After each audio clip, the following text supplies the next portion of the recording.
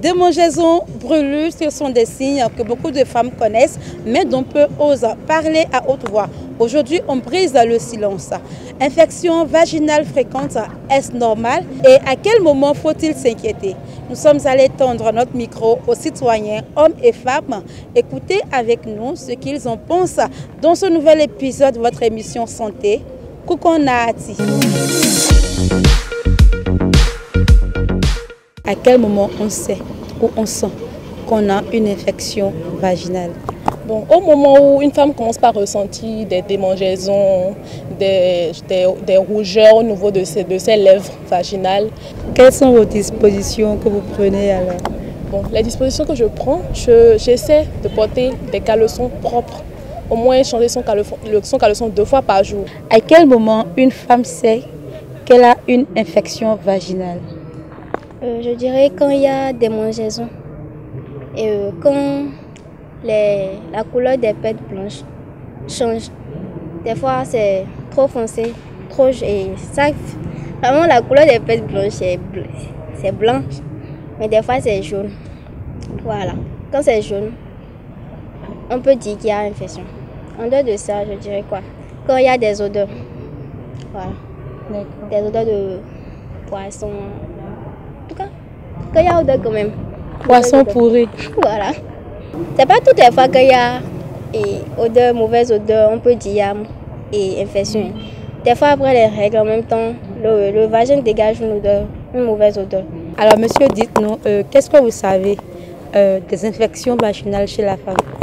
Pour moi, les infections vaginales, c'est une maladie qui attaque souvent l'utérus de la femme et qui constitue un mal pour elle. Bon, moi personnellement, quand on parle d'infection vaginale chez la femme, c'est une maladie qui fait du mal aux femmes. La plupart ne savent pas qu'elles sont atteintes de ces maladies. Ce qui fait qu'une fois dans le foyer, ça les rattrape. Et une fois dans le foyer, ça peut provoquer de la stérilité. Certains tardent à enfanter. Et il y en a celles qui ont honte d'en parler en public pour se faire aider. Chez moi, quand j'ai des pètes abondantes, là je sens que j'ai une infection. Chez moi également, quand j'ai des démangeaisons et que ça me gratte, je sens que j'ai des infections également. Dites-nous, chez vous, quels sont les signes qui vous font croire que vous avez une infection vaginale? Et quand souvent l'homme a les infections vaginales, si c'est la femme, au niveau des lèvres vaginales, on a l'apparition des boutons et ce qui fait que ça gratte souvent.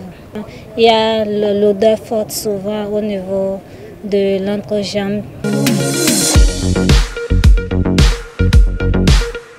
Des avis partagés, des idées reçues également et beaucoup de curiosité autour du sujet. Et pour y voir clair et mieux comprendre, nous sommes allés tendre notre micro à une spécialiste de la santé.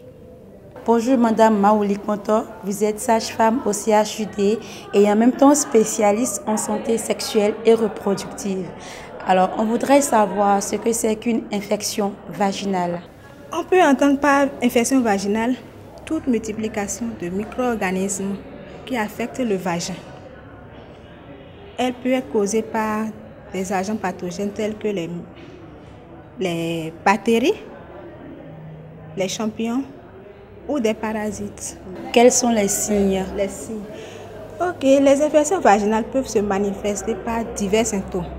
D'accord? Nous pouvons avoir un changement dans l'écoulement vaginal. L'écoulement vaginal va devenir anormal, que ce soit par son abondance ou sa couleur ou son odeur. On peut avoir des démangeaisons au niveau du vagin ou de la vulve. On peut avoir des brûlures au niveau du vagin, une rougeur ou peut-être des douleurs, surtout au cours des rapports sexuels. Et est-ce qu'on peut en guérir? Oui, évidemment, on peut guérir des infections vaginales, pourvu qu'on reconnaisse vite les symptômes et se rendre aux soins. Il faut surtout éviter l'automédication. Donc pour prévenir les infections vaginales, ce n'est pas du tout compliqué. Il faut juste changer son habitude En matière de toilette intime, il faut prendre soin de sa partie intime. Bien faire la toilette. Quand je dis bien faire la toilette, ce n'est pas qu'il faut envoyer la main et puis faire une douche vaginale, non. Non, il faut laver le vagin avec de l'eau potable. Si ce n'est pas l'eau de robinet, si c'est l'eau de puits, vous pouvez réchauffer l'eau, vous pouvez mettre l'eau sur le feu, faire bouillir l'eau et laisser refroidir et faire la toilette avec. Il faut éviter les savons irritants. Donc, il faut nettoyer de l'avant vers l'arrière. Éviter aussi les rapports sexuels Éviter les rapports sexuels non protégés. Voilà, merci de m'avoir passé le mot.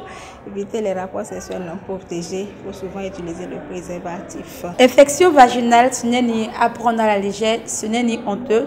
Et en parler, c'est déjà prévenir. Nous vous disons merci pour nous avoir suivis. Merci à ceux également qui ont partagé leur avis. Nous disons un grand merci à notre spécialiste pour ses éclaircissements.